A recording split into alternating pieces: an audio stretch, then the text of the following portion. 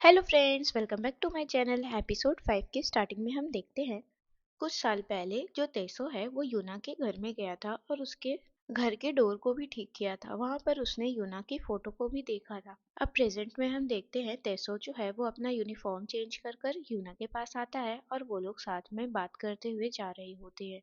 तभी यूना का घर आ जाता है और वो उसे कहती है कि तुम यहाँ से चले जाओ। तो तेसो कहता है, क्या तुम शादी कर ली हो और अपने पति को मेरे से छुपाना चाहती हो, इसलिए अपने घर तक मुझे नहीं लेकर जा रही। देन वो लोग उसकी फ्रेंड के घर तक पहुंचते हैं और वो बताती है कि मैं यहाँ टेम्प्रोरी रह रही हूँ। घर में घुसते ही यूना की फ्रेंड जो है उससे कहती है कि तुम्हारी मॉम तुम्हें लेकर इतना टेंशन ले रही है और तुम उससे बात क्यों नहीं कर रही। यूना भड़क जाती है और कहती है कि वो मेरी माँ नहीं है और अपना सूटकेस लेकर बाहर आ जाती है। बाहर टेसो उसका तब तक इंतजार कर रहा होता है और उसका सूटकेस ले लेता है और उसे जबरदस्ती अपने घर लेकर आता है, क्योंकि उसके पास आज रात रुकने के लिए कोई जगह नहीं थी। घर में अंदर जाने से पहले यूना तेसो को कहती है कि मैं किसी के साथ रिलेशनशिप में थी और अब हमारा ब्रेकअप हो चुका है। तेसो कहता है इससे कोई फर्क नहीं पड़ता। देन वो उसे अपने घर लेकर जाता है, बाथरूम दिखाता है और बेड भी दिखाता है और अपने घर को देखकर बताता है कि मैं फ्रेम का काम करता हूँ, इसलिए मेरा घर थोड़ा मैस रहता है। देन वो यूना को रेस्ट करने के लिए कहता है और खुद काम में लग जाता है। वो रात भर जागकर अपनी काम करते रहता है।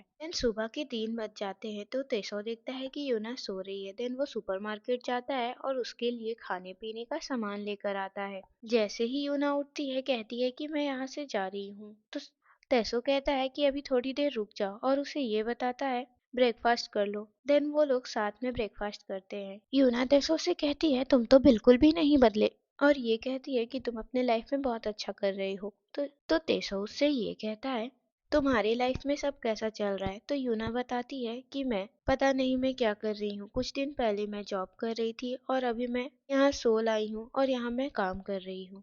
देन जो तेसो है वो यूना को उसके होटल तक छोड़ कर कर आता है और अपने घर आकर सो जाता है। पास रखे यूना के सूटकेस को देखता है और उसे बार बार याद करता है। देन वो अपने घर में सारी चीजों का अरेंजमेंट करता है और अपने बॉस से कॉल कर कर ये पूछता है क्या मैं नाइट शिफ्ट के बजाय डे शिफ्ट ले सकता हूँ। ये सारी चीजें वो इसलिए कर रहा है ताकि यूना उसके घर में रह सके। वो खाने पीने की चीजों को लेकर आता है, वाटर बोतल लेके आता है। तब तक इधर से होटल से वापस यूना आ जाती है। देन वो यूना से ये कहता है कि तुम यहाँ पर 2-3 दिनों के लिए आराम से रह सकती हो, मेरा डे शिफ्ट है और मैं अपनी ग्रैंड माँ से मिलने के लिए भी जाऊंगा, तो तुम यहाँ पे तब तक के लिए रह सकती हो जब तक तुम अपना अपार्टमेंट ना ढूंढ लो। देन तेसो डे शिफ्ट के लिए चला जाता है और यूना इसके घर में काफी कंफर्टेबल होती है और सारी चीजों को देखते रहती है।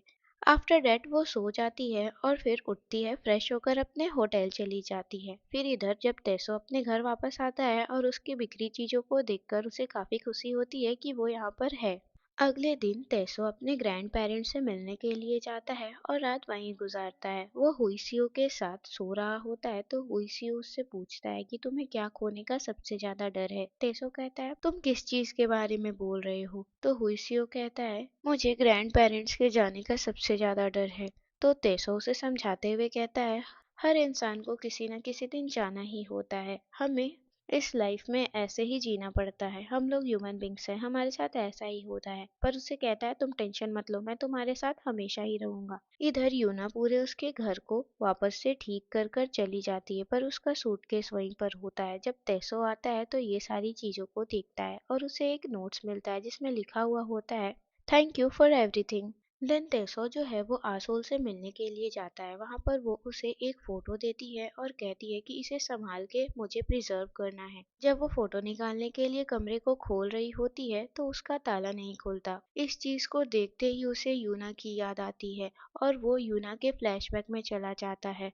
उसे याद करते करते उसकी आंखें आंसुओं से भर जाती है। फिर वो अपने फ्रेंड के पास जाता है और उसके साथ बैठकर डिनर करता है और ड्रिंक भी करता है और ड्रिंक की हालत में कहता है कि मैं उसे बहुत पसंद करता हूँ। देन वो अपने घर जाता है, नशे की हालत में सोता है पर बहुत उदास होता है। उसे बार बार यूना की ही याद आ रही होती है। इधर यूना ने नया अपार्टमेंट खोज लिया है, उसकी कोवर्कर ने उसे ढूंढने में मदद किया। देन वो अपनी फ्रेंड से मिलने के लिए वापस जाती है और उन लोगों से बातें करके सारे मैटर्स को सॉल्व कर लेती है और कहती है कि मेरे डैड के मरने की वजह सोयोन नहीं है, पर मेरे लिए ये आसान है ताकि मैं खुद को समझा पाऊँ। अगले दिन जब यूना अपने होटल में काम कर रही होती है तो उसके पास सॉन्गचान का कॉल आता है और वो उसे बताता है कि मुझे पता है कि तुम मुझसे ब्रेकअप करना चाहती हो, पर कम से कम हम लोग मिलके अच्छे से ब्रेकअप करें। तो कुछ ही देर के बाद यूना बस लेती है और सॉन्गचान के शहर पहुंच जाती है। वहां पर वो सॉन्गचान से कहती है, मेरी इतनी मदद करने के लिए शुक्रिया, इतने सालों से तुम ही मेरे साथ थे। और उससे ये कहती है कि मेरे डैड मेमोरियल में भी तुमने मेरी बहुत मदद की, इसके लिए शुक्रिया। सॉन्गचान कहता है, मेरे पे बोझ मत। और उससे ये कहता है कि मुझे पता है कि हमारा प्यार एक तरफा था, तुम मुझसे कभी प्यार नहीं करती थी। और उससे ये कहता है कि हमने बहुत ही बेयरली 1 मंथ ही डेट किया होगा,